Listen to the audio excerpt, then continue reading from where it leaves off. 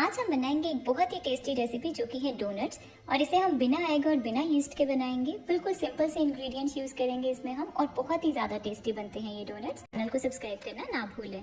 तो इसे बनाने के लिए सबसे पहले हम इसके लिए एक आटा बनाएंगे। तो उसके लिए मैं यहाँ ले रही हूँ 1.5 कप मैदा, साथ में डालेंगे 1/4 कप पिसी हुई चीनी। नॉर्मल चीनी को ग्राइंडर में डाल के ग्राइंड करके यूज किया मैंने यहाँ। और 1 छोटा चम्मच बेकिंग पाउडर, आधा छोटा चम्मच बेकिंग सोडा। बेकिंग पाउडर और बेकिंग सोडा की जगह आप इसमें इनो भी यूज कर सकते हैं।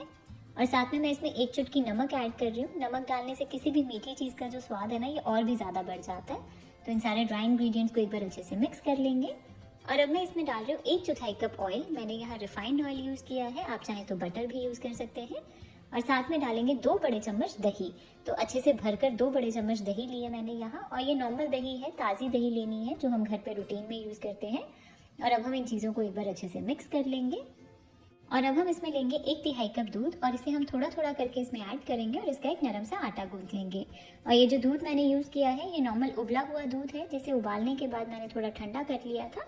तो ये रूम टेम्परेचर के ऊपर है। तो इसे हम अपने इस आटे को गूंथ लेंगे। तो आटे को मैंने अच्छे से गूंथ लिया है। और इतने आटे को गूंथने के लिए मैंने यहाँ 1/3 कप प्लस 2 बड़े चम्मच दूध और ऐड किया था, क्योंकि मुझे ये थोड़ा सा हार्ड लग रहा था। तो आप अपनी ज़रूरत के अकॉर्डिंग इसे ऐड कर सकते हैं। तो आप देख रहे हैं कि काफ़ी नरम रखा है मैंने अपने इस आटे को। तो बिल्कुल इतना ही नरम रखना है हमें इसे। तो बस अब हम अपने इस आटे को थोड़ी देर के लिए मथ लेंगे, यानी कि नीड कर लेंगे इसे तकरीबन 5-6 मिनट के लिए, ताकि ये अच्छे से चिकना हो जाए। तो चाहे तो आप इस तरह से इसे बोल में ही मथ लीजिए, या फिर किसी फ्लैट सरफेस के ऊपर रख के इसे अच्छे से मथ सकते हैं। तो थोड़ी देर तक मैंने अपने इस आटे को अच्छे से नीड कर लिया है, और ये बहुत ही सॉफ्ट और एकदम स्मूथ बन गया है। तो बस अब हमारा ये आटा बिल्कुल तैयार है। अब हम इसी बोल में इसे रख देंगे और इसके ऊपर से थोड़ा सा तेल लगा देंगे। तो इस तरह से सारे आटे के ऊपर तेल लगा के हम इसे इसी बोल में रख देंगे, और ऊपर से किसी कपड़े के साथ ढककर हम इसे रेस्ट करने के लिए रख देंगे, तकरीबन 1 घंटे के लिए। तो 1 घंटे के बाद अब हमारा ये आटा बिल्कुल तैयार है। आप देख रहे हैं कि पहले से ये थोड़ा सा फूल भी गया है।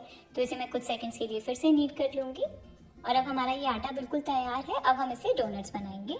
तो उसके लिए इसका थोड़ा सा पोर्शन लेंगे हम, और किसी भी फ्लैट सरफेस के ऊपर रख के इसे बेल लेंगे। तो सबसे पहले हम इसके ऊपर थोड़ा सा सूखा मैदा डस्ट कर लेंगे, और फिर ये रखेंगे अपना आटा।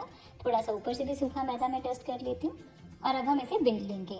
तो चाहे तो पहले आप इस तरह से थोड़ा हाथों से फैला लीजिए, और फिर इसे बेलन से बेल लीजिए, या फिर आप इसे सीधा भी बेलन से बेल सकते हैं। तो जैसे भी आपको कंफर्टेबल लगे। और ध्यान रखिए कि इसे हमें बहुत ज़्यादा पतला नहीं बेलना है, हल्का सा मोटा रखेंगे हम इसे। तो मैंने इसे बेल लिया है, और अब आप देख रहे हैं कि इसकी जो थिकनेस है मैंने काफ़ी मोटी रखी है।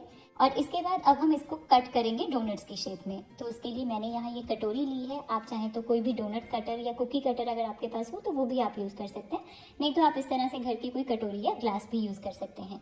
तो इसे इस तरह से रखेंगे इसके ऊपर, और इसे इस तरह से कट कर लेंगे। और इसके बाद अब हम इसके सेंटर में भी होल बना देंगे इसे डोनट्स की शेप देने के लिए। तो उसके लिए मैंने यहाँ ये पाइपिंग बैग वाली नोजल यूज़ की है। आप चाहें तो बॉटल का कोई भी छोटा ढक्कन आता है ना, वो भी यूज़ कर सकते हैं। तो पहले मैं इसे हल्के से मैदे में डस्ट कर लूँगी, ताकि ये अपने आटे के ऊपर चिपके नहीं। तो इस तरह से इसे सेंटर में रखेंगे, और इसे प्रेस करते हुए इसके सेंटर में भी इस तरह से होल बना लेंगे। तो आप देखेंगे कि बहुत ही आसानी से बन जाएगा ये। और क्योंकि हमने इसके ऊपर सूखा मैदा लगाया ना, तो ये मैदे के ऊपर बिल्कुल भी चिपक नहीं रही है। और ये जो एक्स्ट्रा मैदा है साइड्स का और जो सेंटर में है, इसे हम हटा देंगे और वापस से अपने नॉर्मल आटे में मिला देंगे, और फिर से हम इसे बेल के इसके डोनट्स बना लेंगे। तो हमारे ये डोनट्स तैयार हो गए हैं। अब हम इसे रख लेंगे एक प्लेट में, पर उसके लिए मैंने ये इस प्लेट में ना थोड़ा सा सूखा मैदा डस्ट कर लिया, ताकि हमारे डोनट्स इसके ऊपर चिपके नहीं। बहुत ही थोड़ा सा मैदा डस्ट करना है।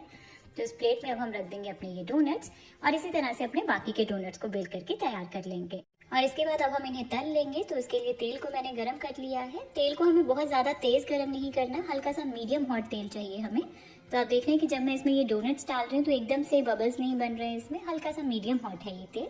तो अब हम इसमें अपने इन डोनट्स को डाल के इन्हें तल लेंगे, और मीडियम फ्लेम के ऊपर तलेंगे इन्हें हम तब तक जब तक कि ये अच्छे से गोल्डन ब्राउन ना हो जाए। तो थोड़ी देर के बाद आप देखेंगे कि ये तेल में अपने आप ऊपर आ जाएंगे, और हम इनकी साइड को पलट लेंगे, और इसी तरह से अलटते पलटते हुए हम इन्हें तल लेंगे तब तक जब तक कि हमारे ये जो डोनट्स हैं ये अच्छे से गोल्डन कलर के ना हो जाएं। और ध्यान रखिए कि हाई फ्लेम के ऊपर बिल्कुल भी नहीं तलेंगे, नहीं तो ये अंदर से कच्चे रह जाएंगे और बाहर से एकदम कलर चेंज कर लेंगे। तो इस तरह से तलते हुए आप देखेंगे कि हमारे ये जो डोनट्स हैं ना, ये फूलना शुरू हो जाएंगे। तो थोड़ी देर तक मैंने इन्हें तल लिया है, और अब हमारे ये डोनट्स काफ़ी अच्छे से गोल्डन ब्राउन हो गए हैं। अब हम इन्हें निकाल लेंगे इस तेल से, और इसी तरह से अपने बाकी के सारे डोनट्स को भी तल लेंगे। तो मैंने इन डोनट्स को तल करके तैयार कर लिया है और अब ये बिल्कुल अच्छे से तैयार है। आप चाहें तो इन्हें इसी तरह से सर्व कर सकते हैं। इसके ऊपर थोड़ी सी पिसी हुई चीनी डस्ट कर सकते हैं गार्निशिंग के लिए, या फिर इसे थोड़ा सा चॉकलेटी फ्लेवर देने के लिए ना आप इसे चॉकलेट के साथ कोट भी कर सकते हैं। तो मैं इसे मेल्टेड चॉकलेट में कोट करूंगी, जिसके लिए मैंने यहाँ डार्क और मिल्क चॉकलेट को मिक्स करके मेल्ट कर लिया है। आप चाहें तो अकेली डार्क या मिल्क चॉकलेट या फिर व्हाइट चॉकलेट भी यूज़ कर सकते हैं, या फिर डेयरी मिल्क चॉकलेट आती है ना मार्केट में, उसे मेल्ट करके भी आप इसे यूज़ कर सकते हैं। तो अब हम एक डोनट लेंगे और इसे डिप करेंगे इस चॉकलेट में और एक्स्ट्रा चॉकलेट को हटा देंगे और बस हमारा ये एक डोनट तैयार है। इसे रख लेंगे एक प्लेट में। तो इसी तरह से हम अपने बाकी के सारे डोनट्स को भी कोट कर लेंगे। तो मैंने इन सारे डोनट्स को अच्छे से कोट कर लिया है और बहुत ही ज़्यादा यमी लग रहे हैं ये देखने में। और एंड में इसकी गार्निशिंग के लिए मैं इसके ऊपर थोड़े से ये स्प्रिंकल्स डाल रही हूँ। तो मेरे पास ये कलरफुल स्प्रिंकल्स थे तो मैं इसे डाल दूंगी। आप गार्निशिंग अपनी मनपसंद किसी भी चीज़ के साथ कर सकते हैं। और थोड़े से डोनट्स के ऊपर मैं ये ड्राई फ्रूट्स डालूंगी। तो मैंने यहाँ पे ये बारीक कटे हुए अखरोट और थोड़े से काजू लिए हैं, तो इसे हम डाल देंगे अपने इन डोनट्स के ऊपर। तो गार्निशिंग आप अपनी मनपसंद किसी भी चीज़ के साथ कर सकते हैं। चाहे तो आप थोड़ी सी व्हाइट चॉकलेट को इसके ऊपर ड्रिजल कर सकते हैं, वो भी बहुत अच्छी लगेगी, या फिर थोड़ी सी आइसिंग यानी कि पिसी हुई चीनी जो होती है ना, उसे इसके ऊपर थोड़ा डस्ट कर सकते हैं, वो बहुत ही ज़्यादा अच्छा लगता है। तो इसी के साथ तैयार है हमारे ये बहुत ही टेस्टी डोनट्स। और अब मैं आपको अंदर से इसका एक बार टेक्सचर चेक कराती हूँ। सॉरी, मैं पहले दिखाना भूल गई थी, और क्योंकि हमने इसे चॉकलेट से कोट कर लिया तो अभी ये मेरे लिए थोड़ा सा मेसी हो गया, बट फिर भी मैं आपको एक बार चेक कराती हूँ। तो आप देख रहे हैं कि कितना अच्छे से अंदर से बिल्कुल सॉफ्ट बने हैं ये। तो बहुत ही ज़्यादा टेस्टी बनते हैं ये डोनट्स। आप भी इसे ज़रूर ट्राई करिएगा। और अगर आपको